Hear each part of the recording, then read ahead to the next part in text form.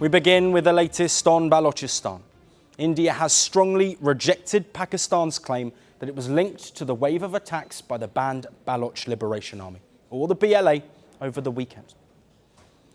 Pakistan has been accusing India of supporting Baloch separatists to carry out attacks on Pakistani soil, a charge that New Delhi has repeatedly denied. We categorically reject the baseless allegations made by Pakistan, which are nothing but its usual tactics to deflect attention from its own internal failings.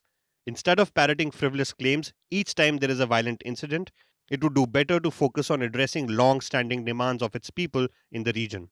Its record of suppression, brutality, and violation of human rights is well known. Well, on January the 31st, Pakistan's restive Balochistan province was rocked by a wave of coordinated gun and suicide attacks. The attacks triggered massive security operations. Pakistan's government says at least 31 civilians and 17 security personnel were killed after the rebels launched near simultaneous attacks across multiple cities and towns. Pakistan's Interior Minister Mohsin Naqvi accused India, saying New Delhi is backing and orchestrating these attacks on Saturday. The attacks struck a wide range of targets, including police stations, a high-security prison, hospitals, banks, markets and paramilitary installations. The attacks spread across several districts. In Maston district, insurgents attacked a prison and they freed more than 30 inmates before fleeing. कल जो है ना 2:30 बजे बेले वालों ने आया हमारे साथ खिड़की मिड़की छोड़ के अंदर घुस गया फिर हम लोगों को मार के इधर मार दिया सर में भी मार दिया फिर हम लोगों को वर्दी भी उतार बोला वर्दी उतार के निकलो फिर हम लोगों ने वर्दी उतार के फिर हम लोगों को बैंक से निकाल दिया इन लोगों ने. And in a statement released on February 1st, the Baloch Liberation Army has claimed responsibility for the attacks. It describes the attack as part of Operation Heroth Phase 2. The BLA claimed that more than 200 personnel from Pakistan's army were killed during the operation. It also claimed that 17 security personnel were captured alive.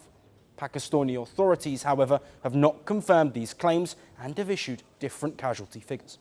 The statement also said that 18 BLA fighters were killed during the operation. The BLA said some operations have been completed and its fighters have returned, while operations remain ongoing in other areas.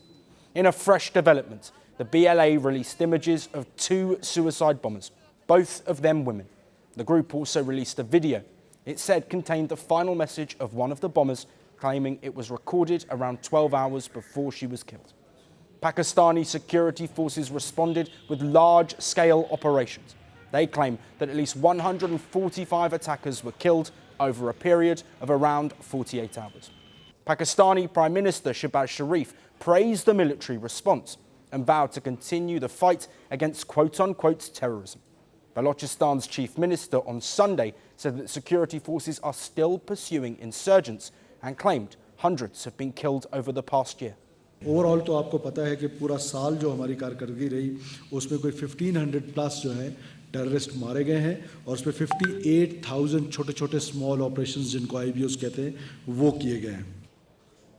And the Balochistan chief minister Safraz Bugti also pledged an uncompromising response to violence. Us to surrender, we will not. हम 1000 साल तक ये जंग लड़ेंगे. This country is ours. This is our motherland. We'll fight for it. हम 1 second के लिए भी सरेंडर होने को तैयार नहीं है. ये इस तरह के 1000 हमले हम पर कर लें, डिस्टेबलाइज करेंगे हमें, लेकिन they cannot take an inch from us. Now, Islamabad has also claimed that insurgent groups use Afghan soil to launch attacks, an allegation rejected by Kabul. You promised with the world your land will be not used by any terrorist force against any state. But unfortunately, आज अफगानिस्तान की रियासत पाकिस्तान के खिलाफ इस्तेमाल हो रही है. और अभी हमारे पास इनिशियल इतलात हैं, डिटेल रिपोर्ट्स आएंगी, बहुत सारे लोग ऐसे हैं जिसमें इनके साथ अफगानी भी शामिल हैं.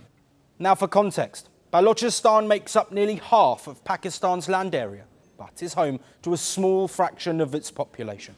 The region is rich in natural resources. It has long been gripped by what Pakistan calls a separatist insurgency. Analysts say the roots of the conflict go back to the early years of Pakistan's formation.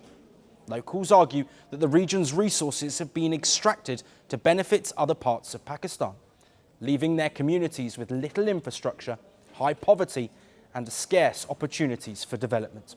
Community leaders say they are underrepresented in federal politics, ignored in decisions involving their own land and resources, and subjected to heavy military presence and security operations rather than political dialogue. In the end, whether Balochistan's future moves towards political engagement, economic equity, and an end to the violence, or sinks deeper into conflict, remains to be seen. A development with enormous consequences for Pakistan's stability and the well-being of its people. The world doesn't fit in boxes, so why should your news? From battlefields to negotiation tables, from internet outrage to real-world injustice.